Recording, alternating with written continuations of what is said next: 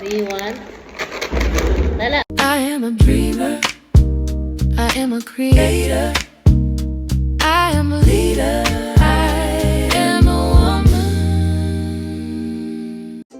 Magandang araw, ako nga pala si Jenny na nakatira dito sa UAE. Ngayong araw na to samahan niyo ako para pumasok sa aking trabaho at makikita niyo ang mga ganap-ganap na mangyayari sa pagpasok ko. Naka-ready na nga ako dyan, nakabihis na ako, tapos nagpabango lang ako ng konti, tapos nakalagay naman na ako ng sunblock kasi yun ang pinaka-importante dito. Kailangan maglagay lagi ng sunblock kasi sobrang init ngayong araw na to, lalo na't summer na mainit na talaga. Pabayaan ko pala yung tuwalya ko doon, nakalatag lang. Tsaka naglagay din ako ng konting liftin. Ngayon punta naman ako ng kusina para kunin at ilagay sa baunan ko yung mga gulay na hiniwa ko kagabi. Kaya maaga ako nagising ngayon at hindi ako ginagahol sa oras, hindi ako nagmamadali masyado kasi na-ready ko na yung mga pagkain ko, mga baon ko, na-ready ko na siya, ilalagay ko na lang yan siya sa bag.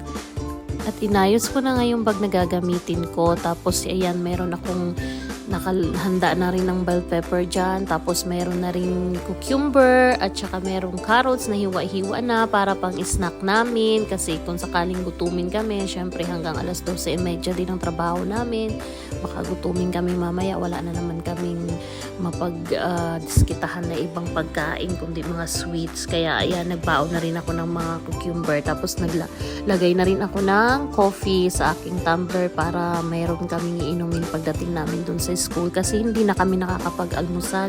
Tulad ngayon, hindi na rin ako nakakapag-almusal kasi syempre anong oras na. Tapos pero alhamdulillah ngayon hindi ako masyadong ginagahol sa oras kasi hinagahan ko nga ng gising, kaya mayroon pa akong oras para magmuni-muni dyan sa sala.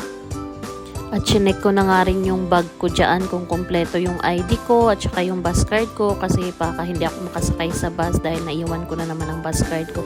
Naglagay na nga rin ako ng tubig dyan para syempre laging hindi mauhaw, lalo na mainit masyado ngayon sa labas. Kaya kailangan talaga magbaon parati ng tubig.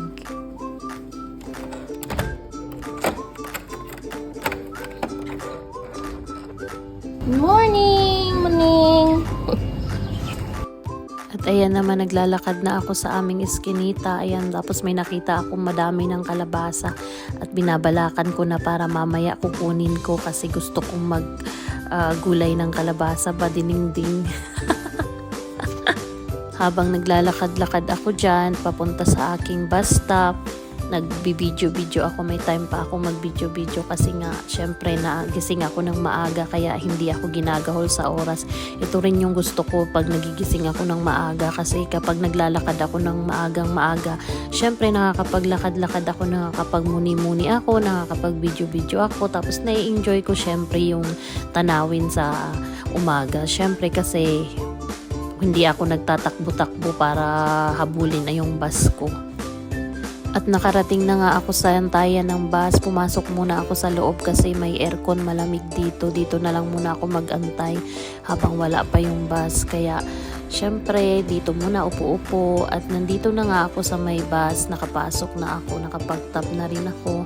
Antay na lang umandar ang bus. At ayan na nga, papunta na kami sa school na aking papasukan. Tapos syempre patigil-tigil, madami din titigilan itong bus kasi madami din pumapasok ng umaga. Tapos syempre meron talaga silang rota kapag iba-ibang number ng bus at may iba-iba din silang rota. Kaya ang kagandahan lang talaga dito sa UAE kaya napakalinis talaga ng kalsada nila at napakaganda. Kaya gustong gusto ko dito. Kung pwede nga lang lahat ng pamilya ko nandito na silang lahat. Kaso syempre hindi ko naman kakayanin lahat ng visa sa kanila. Kaya syempre tiis-tiis na lang muna. Maganda rin kasi pag malayo ang biyahe kasi nakakapagtingin-tingin ka sa daan, nakapagmuni-muni ka. Kaso nga lang inaantok ako kasi medyo malayo ang trabaho namin, medyo malayo ang school na pinapasukan namin. Kaya pagka minsan inaantok na ako sa bus kasi syempre maaga kasi nagigising. Kaya pagdating na sa bus at umandar na yung bus, syempre inaantok ka na. At ayan, malapit na nga ako sa aming trabaho. Tapos naghahanda na rin ako ng bus card ko para itatap ko ulit para makita ko kung magkano na lang ang laman ng bus card ko. Syempre kailangan yun, kailangan mo laging updated ang bus card mo kasi kung hindi, hindi ka makakasakay sa bus. Ayan nga, malapit na kami sa school na pinapasukan namin. 30 minutes din ang inabot ng aming paglalakad kasi medyo malayo din simula bus stop hanggang sa school. Kaya tirik na tirik ang araw, sobrang init pero okay lang kasi exercise naman. Kaya pagdating namin dyan, mag-sign in na lang kami at diretso na rin kami pagmasok doon sa loob kasi kailangan na namin maghanda at parating na ang estudyante namin. At dyan nga, kukunin na namin yung mga estudyante namin. At dito na nga kami sa first subject namin, kailangan makinig at makita kung anong mga activity na gagawin. Dito namang estudyante ko, panay naman ang kalabit sa akin kasi mayroon siyang gusto na hindi ko binibigay. Hindi kasi pwedeng palaging nagbibigyan.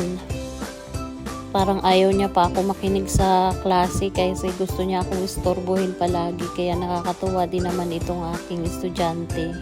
At syempre, ang pinakahihintay, ang mag-coffee break. Tapos syempre, mag-breakfast na kami dyan. At inaasar ko ngayon estudyante ko ng boy bawang kasi paborito niya yan. Yan lang nakakapagpasunod din sa kanya yung food na paborito niya. Ayaw ko nga sana siyang bigyan kasi hindi siya sumunod sa akin para magbasa. Kaya naawa naman ako sa kanya kaya binigyan ko na lang din. At syempre, ang pinakahihintay ko, yung kakain na ako kasi simula 1:00 kahapon, hindi pa ako kumakain hanggang 10:00 ng umaga kasi nagpa-fasting na rin ako at magda-diet na rin ako para healthy living na. Inshallah, matupad ko yung magpapayat ulit kasi mahirap na, nagtumatanda na rin, nagkakasakit na. So, kailangan ko na rin kumain ng mga gulay-gulay at mga salad-salad.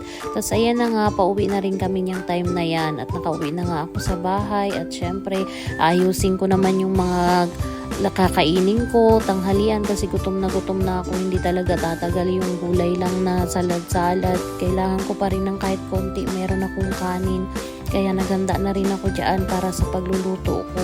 Magigisa lang ako ng bawang at saka sibuyas pero hindi ko nalalagyan siya ng oil kasi mahirap na, tumataas na rin ang dugo.